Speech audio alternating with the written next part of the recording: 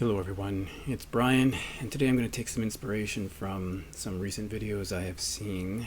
You may be aware that some people have ranked all the Beatles tracks. For example, Jeff Wisher, Sam St. John, and now Aaron with Alamere is doing it, which I think is really impressive. It's something I would never attempt, partly because although I like the band well enough, I was never a first generation Beatles fan, and it just seems too difficult. There's a lot of songs to go through. So many months ago, I started to make a list of my favorite Smith songs, and I put it aside because it's kind of daunting to do, and I decided to pick it up again because I've seen these other longer lists from the Beatles. This may take me 8 parts, though, even though there are far fewer songs than the Beatles. So I chose the Smiths because kind of like the Beatles. For some people, they were a really important band to me, partly because of where I was when I first heard them and what I was doing and who I was hanging around. So I decided to do them. The Smiths are from Manchester, formed in 1982. They released a single in 83, and their first record came out in 1984. They only really lasted 5 years, and then they were done. Members are Morrissey, that is Stephen Morrissey, Johnny Marr, Mike Joyce, Andy Rourke. They released 4 studio records, 1 live record, 3 EPs, 24 singles, and a number of compilations. The interesting thing about them is that the early compilations, the first 2, are really interesting because they contain a lot of tracks that you couldn't get elsewhere.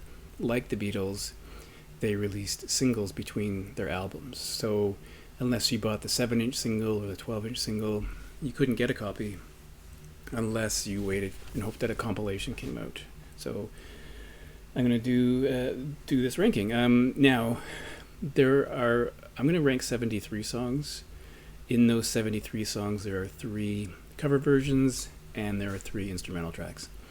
Now, some people will argue that there are 74 songs, and it's not that they're wrong. It's just that the song that they would point to is Marie's the Name, the Latest Flame, which is an old hit for Elvis Presley that was written by Doc Pompous and Mort Schumann. It appears on the live album Rank as a medley, really, or a lead-in to the track Rush Home Ruffians. It only lasts a minute, so I didn't really think it was worth including that, so I'm going to leave it out. So 73 songs. It's kind of too bad, though, because that track, had they recorded a full version of it, may have been the best cover version they ever did. As it stands, there are just 3 cover versions, so let's do this.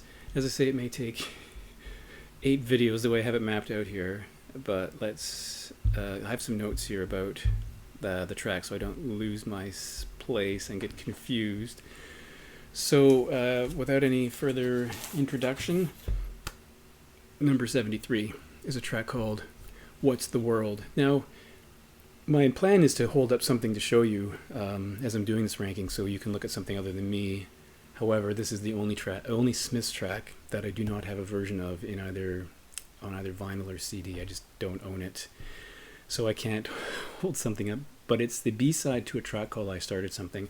And I think it's probably worth mentioning that although I have the studio records and many 12-inch singles, I don't have some of the 12-inch singles. I'm missing a few, and I never collected 7-inch singles, so there's some that I just don't have in single format. So What's the World is the flip side of I Started Something. It is a cover version. It came out in 1987, and it's a cover of a song by the band James, which were contemporaries of the Smiths. It was recorded live in Glasgow.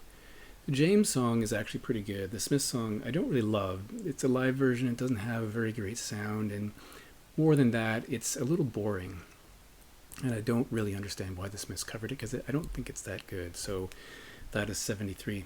72 is something that I mentioned a while ago in a different video. It's from the 12-inch single of Girlfriend in a Coma. On the back here, you'll see there's a track called Work as a 4-letter Word. It's kind of an infamous song in Smiths circles because evidently it's one of the last things they ever recorded because Johnny Marr was not in favor of recording it. Morrissey brought it to the band for very late in their career recording session, and Marr was very upset about it. Why would they record the song? It is a cover version of a track made famous by someone called Cilla Black, and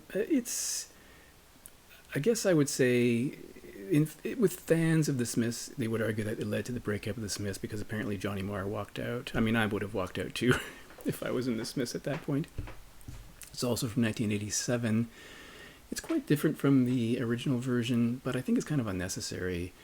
It's just not very good, and it's kind of boring. It's just plodding, mundane, pedestrian song, and I don't really think they should have recorded it. So that's 72. Number 71 is a track called Golden Lights. It's the B-side of the Ask single, but it also appears on a number of compilations. So it's on this, for example, which is Louder Than Bombs. This is a compilation that came out in 1987, I think. Do I have that right? 1987. This is a record that compiles the singles and some B-sides. Not all the B-sides, but some of the B-sides. There's a companion version called The World Won't Listen with fewer tracks that was released in Europe. This is the North American thing. By the way, you notice that every Smiths record has an interesting jacket image, and they all are selected by Morrissey, people he is interested in or people he wants to show. So I'm not going to go through who they are because that would just take even longer. But Oscillate Wild, or sorry, I'm getting confused. Or Golden Lights, I'm thinking of a different song, is a cover version from an artist called Twinkle. And I hadn't heard it until very recently. It's really not a terrible song. Morrissey's voice has kind of somehow changed. It doesn't really sound like him. It's a very polished song. I don't know what else to say about it except that it's kind of, again, unremarkable. It's faithful to the original, and it's funny, though, because when I made this list, quite coincidentally, without me thinking about it, the three tracks I've just mentioned are all cover versions, and they all ended up at the bottom of the list. And I think that's probably because, well, I don't think they're that good, but secondly, I think Morrissey's songs are really interesting, and the lyrics are interesting, and these just aren't. Number 70 is a track called Money Changes Everything. It appears in... for example, on the flip side of Big Mouth Strikes Again. This is a 12-inch single, so Money Changes Everything, written by Morrissey and Marr. In fact, all the songs are written by Morrissey and Marr, except for one, which was written by Marr only, which we'll come to in a second. But this is one of three instrumentals. If you know this track by Brian Ferry called The Right Stuff, then you will know this because he used that music written by Morrissey and Marr as the backing track to that song. So they get a writing credit on that song, and it's okay. I mean, as far as instrumentals go, it's fine. It's not bad. It's from 1986. The next one at number 69 is a track called The Dre's Train, which appears on the flip side of some versions of Panic. This is the Canadian pressing, so you'll see The Dre's Train. The German pressing of this, which I have as well, doesn't have The Dre's Train on it. It's also from 1986. This is the one written only by Marr. It's the only track from the Smiths that Morrissey didn't have a hand in. And again, there's nothing wrong with that song. It's actually a fine song. I quite enjoy it. At number 68, which it appears here and also on The World Won't Listen, is a track called Oscillate Wildly, which is another instrumental. So we have three instrumentals in a row. I would say that's the best of the three instrumentals. This is that track, the Oscillate Wildly, dates from 1984. And again, while making this list, not that I had planned it, but we had the three cover versions at the bottom, and now I have three instrumentals as the next three. And not that I was aiming to do that when I started the list, it just happened that way, and I think it's kind of interesting.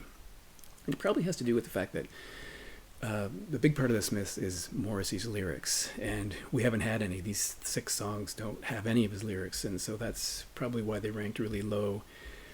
Number 67 is a track called Wonderful Woman, which is a B-side to certain issues of This Charming Man. Now, I have a 12-inch single of This Charming Man, but it's not on the flip side because it's only on some. It's kind of... Oh, but by the way, it is on this. This is the Smiths Rare Tracks, which is an unofficial compilation, and Wonderful Woman appears on the first record in here. You know, I would say it's mellow, unassuming, boring, kind of unremarkable, and I think it's a B-side for a reason. It just didn't raise to the level of being an album track. And let's look at some of the lyrics. Here her head she lay until she'd rise and say, I'm starved of mirth, let's go trip a dwarf. And later, and just to pass the time, let us go and rob the blind. So these are kind of silly lyrics from Morrissey, but it does suggest that there's something in his lyrics that are quite interesting. And I find those interesting, kind of funny. This is kind of a funny song. But it doesn't really work for me in a major way. It's kind of just doesn't quite make it for me. So that was 67. Number 66, I am going to choose a track called I Keep Mine Hidden, also on the flip side of Girlfriend in a Coma, I Keep Mine Hidden. And I would say that it's okay, but certainly not top shelf Smiths.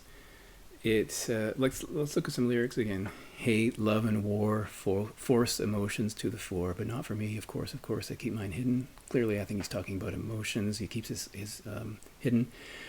Oh, I keep mine hidden. The lies are so easy for you because you let yours slide into public view. Morrissey had a lot to say about. Maybe I should have said this at the beginning. A lot of the themes in his songs are about sex and death and love and being misunderstood and kind of a tongue-in-cheek social commentary, a lot of torment and angst and despair and loneliness and that kind of thing. But there's also a great deal of humor, and I think we get a bit of that here. But once again, I have to say that not the greatest of Smith's tracks. At number 65, I chose a track called Jean, Jeane. Again, it's on the flip side of some This Charming Man records, but it's on this Rare Tracks as well. And I might make the argument that Billy Bragg's cover version is better than the Smiths version. I could be wrong.